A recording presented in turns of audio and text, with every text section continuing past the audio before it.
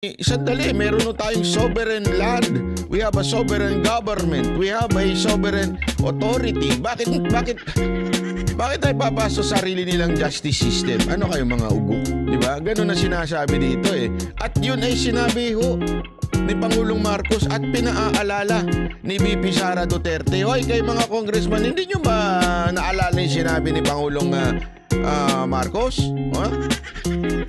Ano ba kayo? Meron ba kayong mga amnesia? Ayo ho ba ay mga gurangot na? Sa bagay, marami ho dyan. Tumanda ng paurong sa Congress. Kayo ho ba ay may diferensya na sa utak? Nakakalimot na kayo? Oh, tuloy. Hindi rin daw makikipag-ugnayan ng Pilipinas sa ICC sa kahit na anong paraan. Dapat daw ay respetuhin ng Kamara ang posisyon ni Pangulong Marcos na siyang Chief Architect ng Foreign Policy ng bansa. Yan ang napaka-importante sa lahat. Why? First of all, parang yung speech ko. First of all, wala naman second, wala naman third, wala naman last. First of all, and most important of all, ang jurisdiction pagdating po sa foreign policy, yan ho ay na kay Pangulong Marcos lang o sa Pangulo ng ating bansa. Hindi ho dapat nanghihimasok ang Kamara. Oy, mga congressman, ba't ba kayo pakialamero? Kayo pala mga marites eh. May buhay, pinakikialaman nyo. Hindi ho, malinaw ho yan. Pagdating mo sa foreign policy, di ba alam naman po natin yan, Foreign Policy 101 yan.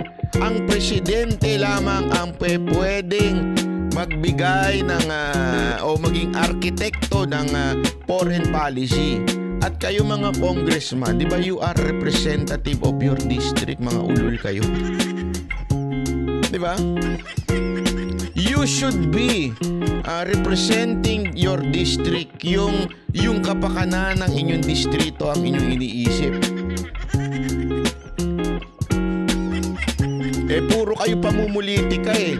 Puro national issue ang pinsinasawsawan ninyo eh. Di ba? Ang linaw-linaw na ho niyan eh. Sinabi ni Pangulong Marcos eh. Di ba? Huwag papasukin ng ICC. Bakit kayo ngayon nakikingialam? O bakit kayo gumagawa na sarili nyong paandar dyan? Huwag kayo mangialam ng hindi naman yung jurisdiction. Huwag nyong pakialaman yan. Para mong sinabing halimbawa lang. Ito, simpleng halimbawa lang. Kunwari, ikaw ay crew o staff ng In-N-Out. Ng social In-N-Out hindi McDodo Kunwari, ikaw ay staff ng In-N-Out. Tapos pupunta ka ngayon sa Jollibee. Sabi mo dun sa manager ng Jollibee, alam nyo, hindi maganda patakaran nyo dito Bakit masyadong mura ang Chicken Joy nyo? Tsaka bakit kayo nagbebenta ng Chicken Joy? Dapat burger lang. Hindi nyo pwede sabihin yun, di ba? Bakit? Hindi mo jurisdiction yung animal ka In-N-Out ka lang manager eh. Wag kang pakialamero, di ba? Ano ka eh? Marites ka na, pakites ka pa. Anong pakites? Pakialamero ka, hayop ka. Ganon din ho dito sa Kamara. Hindi ho dapat nyo pinakikialaman ang trabaho ng presidente. Ano ba kayo? Para nyo naman sinasabing walang silbi yung presidente natin sa ginagawa nyong yan. Kayo talaga, oo. Kayo namamahiya sa Pangulo natin eh. Dapat pala kayo ang tawaging anti-Marcos eh. Ang pagpayag daw sa ICC prosecutors na mag-imbestiga ay hindi lamang unconstitutional, kundi pangmamaliit din daw sa ating legal institutions. Yan ang totoo. Pangmamaliit yan. Para nyo sinasabi yung mga judge natin dito, bobo. Yung may abogado kilala, bobo. Pero yung mga judge natin, grabe yung pinag-aralan yan. Tsaka ang kanila mga dinaanang matitinding pagsubok sa buhay. Tapos sasabihin nyo, hindi, papasukin na lang natin yung ibang justice, mga ganun. Baka ipusta ko sa inyo, mas matatalino pa yung mga judge natin kaysa dyan sa mga ikan. Dagdag pa ni VP Sara, huwag daw sanang insultuhin at bigyan ng kahihiyan ng ating mga hukuman. Yan ang totoo. It's an insult. It is an insult to our judge, to our justice system. Hindi kasi simple lang naman. Napakasimple. Mamaya papakita ko sa inyo yan din ang sinabi, latest na sinabi ni Marcos. Napakasimple lang ho. We have a working system here. Kaya nga tingnan nyo si Dilima eh. Ang bihirang buhay ere, oo. Diba? Bakit ho? Hindi isipin nyo, sa totoo lang. Alam naman po natin talagang totoo dun eh. Wag na ho tayo magmaang-maangan eh. Wag na ho tayo magmaang-maangan. Nung panahon na siya ay DOJ Secretary, may nangyayaring lutuan sa loob. Kaya lang, because of the justice system in our land, in our country, at nag-atrasan itong mga witness, nagkaroon ho ng pagbabago, di ba? Nagkaroon ho ng small change, pero sa tingin ko it will be a big change. Kaya ganyan na nangyari kay Dilima. So anong lang simpleng ibig sabihin nun? There is a functioning justice system. Wala hong masasabi mong pagmamanipula dito. Ako naniniwala ako na patas pa rin naman po yung mga judge. Kaya lang talagang nag-atrasan ho yung mga witness. Yun ang problema. The judge will always depend on the evidences at lalo na yung mga witness, napaka-importante nun. Diba? Alam naman mag-imbento sila ng sarili nila. So doon pa lang, kitang-kita mo na that the justice system is working no matter what political party you are. Diba? Ganun talaga eh. Wala tayong magawa. Ganun eh. Sa pagpapakita sa mundo na tayo ay naniniwala na mga dayuhan lang ang may tayong abilidad na magbigay ng katarungan sa Pilipinas. And given the fact that we have already withdrawn from the ICC, I think we should welcome the ICC prosecutor when he comes in the Philippines. And here comes an ICC prosecutor in a shining armor and would like to supplant our investigation with their own. Given all these frustrations and their arrogance, we will tell them to go to hell. The document is now handed to you. Please see the first paragraph. Yes, sure, Your Honor. Lahat sila ay Most likely, Your Honor, because we were requiring them to appear here. Kaya nga, lahat sila taga-Angeles. Napaniwala ka nila na yung 14 na ito taga-Angeles City. Did you bother to check? Di mo ba naitanong? Kayo ba talaga taga-Angeles? Kasi dapat, alam mo naman, magaling kang abogado eh. Kinakailangan, kagaya na sinabi mo kanina, lahat ng pupunta sa iyo, sisinuhin mo. Yes, Your Honor. Nang ba nakalagay dyan ang Angeles City? Yes, Your Honor. Akin na, balik mo rito sa akin, Comse. So na, sigurado ka, taga-Angeles sila. I could not recall if I inquired that to them, Your Honor. Sabi mo kanina, kinakailangan masusi kang nagtatanong sa kanila. Ngayon, hindi mo na naman marirecall. Ito lang nakita ko na, bakit kayo ay taga-Angeles City lahat? Tingnan ko nga yung ID nyo kung taga-Angeles kayo. Ginawa mo ba yun? They presented to me their thing, Your Honor. Alam mo, Atty., routine ang ibinigay sa'yo. Pero out of the 14, 1, 2, 3, 4, 5, 6, 7, 8. 8 lang ang tin. Pagpalagay natin itong tin na ito, totoo. Sapagkat ito, mabe-verify ito. Yes, sir. Ngayon lang mabe-verify kung totoo ito dahil pinagsusulat lang dito ito. Pagtataka ka, ito typewritten. Pagkatapos ang mga tin, pinagsusulat lang. Napakadaling inventory nito, Atty. Yes, sir. Chinek mo ba talaga ito? Nag-team nila ito? Kasi ma-check natin ito. Kagaya ng sinasabi ni Chairman, baka dito pa lang, makontempt ka na. Did you bother to check if this tax identification numbers are legitimate? Before you answer, you have to carefully Yes, Your Honor. Did you check? What we were just requiring to them is to present to us a valid ID, and during that, I am asking you whether or not you really checked. we could not categorically state that we have thoroughly checked, Your Honor. Mr. Chair, that is a very dangerous answer. Sabi mo kanina, it is the policy na kailangan titingnan. Tama na yun. Yes, sir. O ngayon, hindi mo na ma-recall kung talagang chinek mo o hindi. Pagpalagay na natin totoo muna, ano, para lang matapos tayo.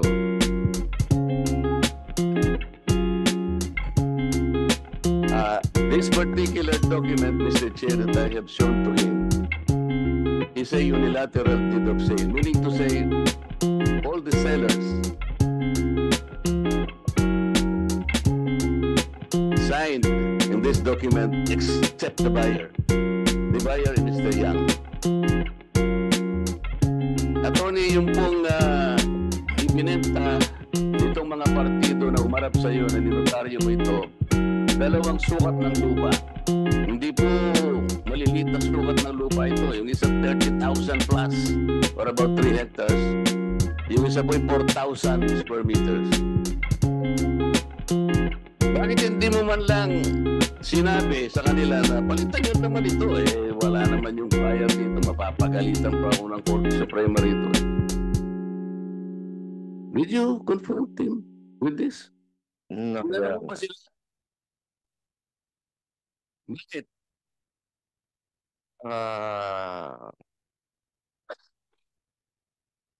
We just asked them if these are Attorney, their tinatanong signatures. kita, ito ay hindi isang karaniwang property. Kung bisikleta lang siguro, Mr. Chair, ang pinagbentan, baka sakaling patawarin ko na si Attorney. Dalawang sukat ng lupa for 30,000 square meters, yung isa 4,000. Hindi mo man lang hinanap, nasaan po yung buyer? Pakita nyo sa akin yung buyer. Sila humarap, sabi mo kanina lahat ng partido kinakailangan humarap sa akin. Bakit ito ang isang pinaka-importanting partido ng isang deed of sale na dapat bago mo ninotarize, hinanap mo man lang? Ang tanong sa'yo, bakit hindi mo ginawa? I could no longer recall, Your Honor. You cannot recall the duty of asking for the presence and the identity of the buyer? As a lawyer, you are not only under oath before this committee, under your own oath as a lawyer.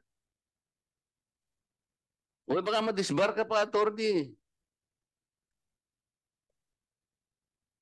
O pagpalagay na muna natin, nakalimutan. Ang dami mong problema, Miss Attorney, ano?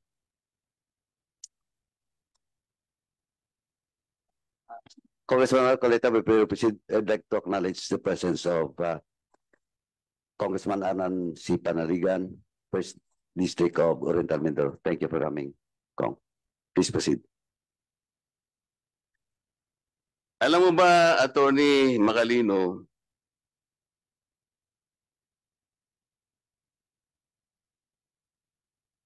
na yung ibang tao na sinabi mong punta sa'yo at nakita mo na pumirma sa harapan mo, ay matagal nang patay yung iba? Halimbawa,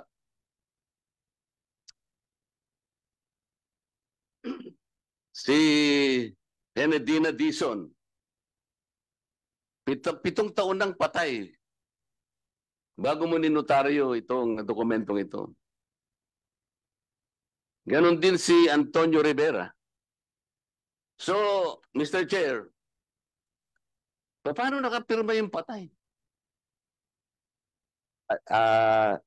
Congressman Marcoleta, just to establish the facts, let me ask CONSEC if indeed we send a letter to invitation to those mentioned by Congressman Marcoleta and the response to that invitation. Just to establish the facts. Please proceed, CONSEC. Yes, Mr. Chair. We sent out invitations to Mr. Antonio Rivera et al.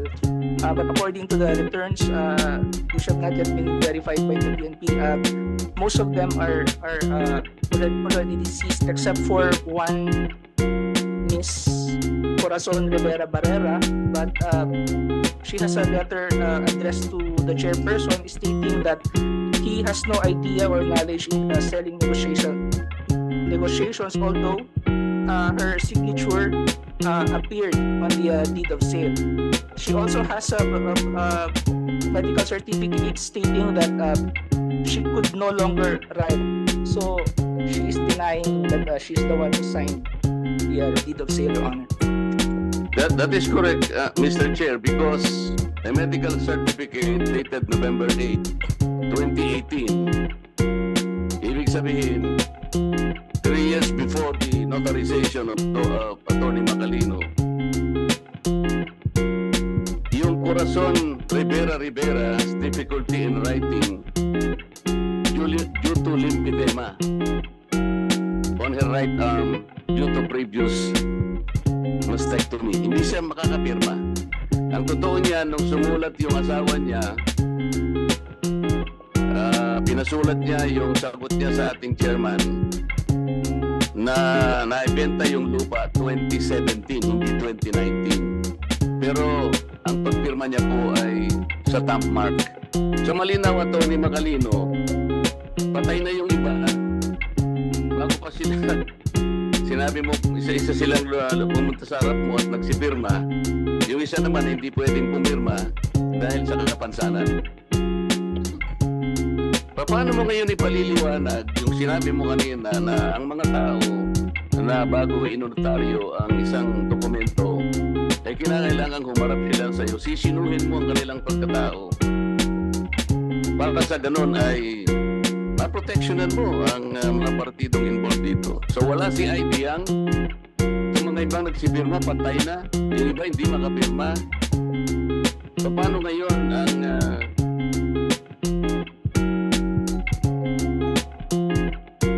ano yung status ngayon itong deed of sale na ginawa mo?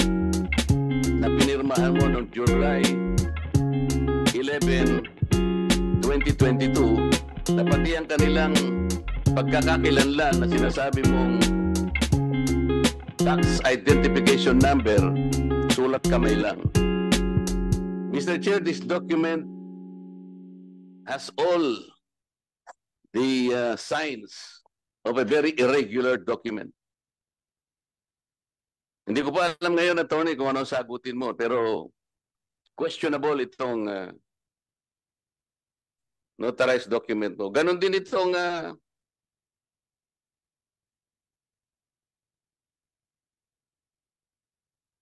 ginawa mo ng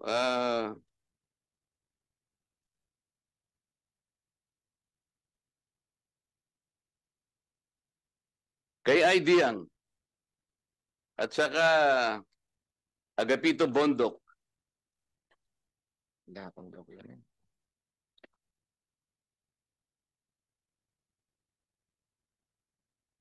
Siniguro mo ba yung pagkakilanlan nila Moises Bondok at Euprosina Bondok at sila Arnel at Sonia Pangilinan nung sila ay humarap sa iyo, Attorney Macalino? I required them to submit a valid ID, Your Honor. Oo nga, humarap pa sila sa iyo? There was somebody, as far as the office is concerned. I'm not asking that somebody. I'm asking you, the persons of Agapito Bondok, we could yung not. Rosina Bondok, yung kanyang asawa, at saka yung mag-asawang Arnel at Sonia Pangilinan. We could not. Did we go to your office and did you ascertain and identify their individual personalities? When they brought to me the documents, they were already signed and prepared. I just merely asked them their presence, Your Honor. Kaya nga, siniguro mo na sila yung humarap sa iyo? They have submitted a valid ID. Oo nga, tinignan mo yung ID at saka tinignan mo yung tao. Siya nga yun, did you ascertain their identities? by looking at their individual IDs? Yes, Your Honor. Alam mo ba na si Moises Bondok ay namatay noong June 6, 1989? Bago mo ninotaryo ito? We are not aware, Your Honor. Mr. Chair, patay na yung... Paano nakapunta yung patay sa'yo? Ibig sabihin, Mr. Chair, hindi niya talaga sinino yung mga taong pumunta sa kanya. Nandito ba sila, Mrs. Pangilinan?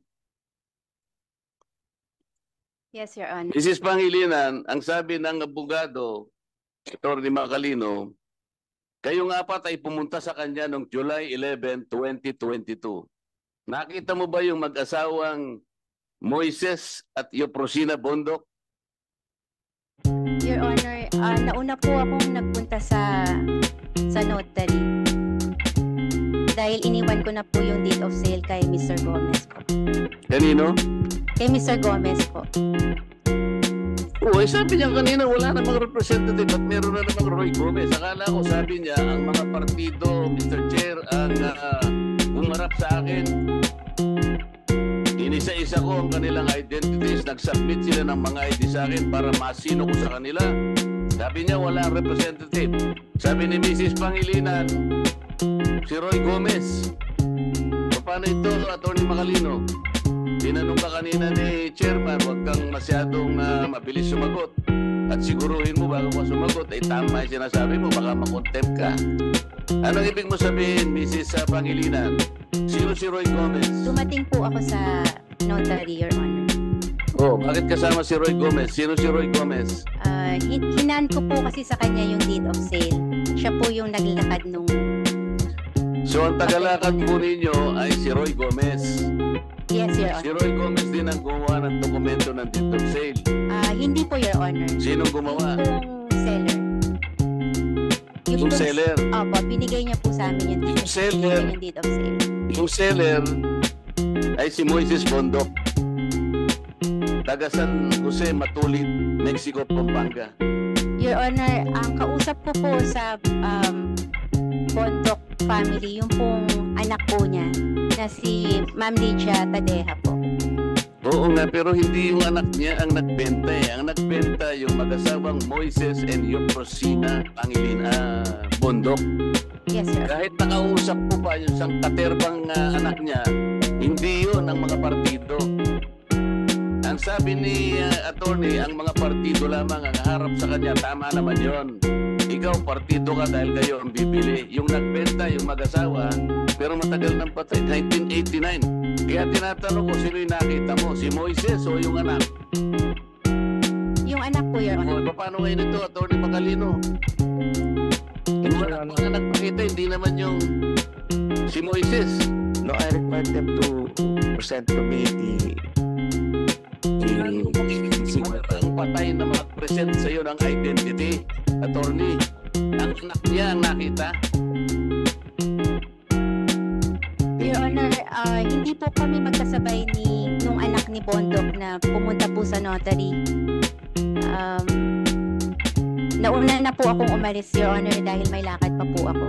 Tama ba So yun yung na pakita, Your Honor, iniwan ko po. hindi pala sila magkakaharap? Ang sabi mo kanina, yung mga partido kailangan nasa harap mo bago mo notaryuhan ang isang dokumento. At yan naman talaga ang hinihingi ng batas sa'yo bilang isang abogado. Eh ngayon pala hindi man sila nagkita-kita. So iba-iba na yung pinag-uusapan natin dito. Ano ba talaga? If I could recall, Your Honor, they were the first one to come, Your Honor. Sino? Mrs. Pangilinan, then I required them to wear the whereabouts of the sellers, and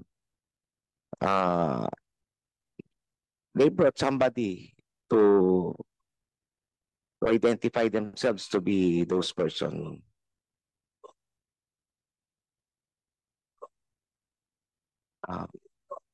Mr. Gomez, sir. Mr. Gomez, sa Pangilinan. No, Your Honor. So the question now that was raised, the first question of Mayroon pong third party. And that is Mr. Gomez. Yes, Your Can you Honor. confirm now? Yes, Your Honor. Okay, please proceed. So paano ngayon, Attorney Macalino? Sinasabi mo kanina walang ibang partido na nag-represent sa kanila. Ngayon meron na naman. Paliwanag mo ngayon. I could not, at first, Your Honor, I could not recall because our procedure in the office that we require the parties to be present. In this particular case, Your Honor,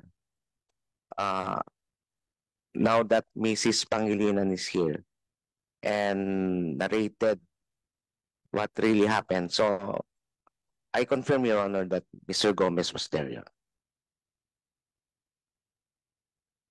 Alam mo, Attorney, dapat ikaw sana yung pwede naming paniwalaan dito dahil abogado ka eh. Kung ganito yung pagsagot mo, pati yung procedure ng opisina mo, binayolate mo eh. Yung procedure tama eh. Dapat nakaharap silang lahat sa'yo bago mo pirmahan. Inindigan mo kanina. Ngayon, iniiba mo na sapagkat meron ka iba yung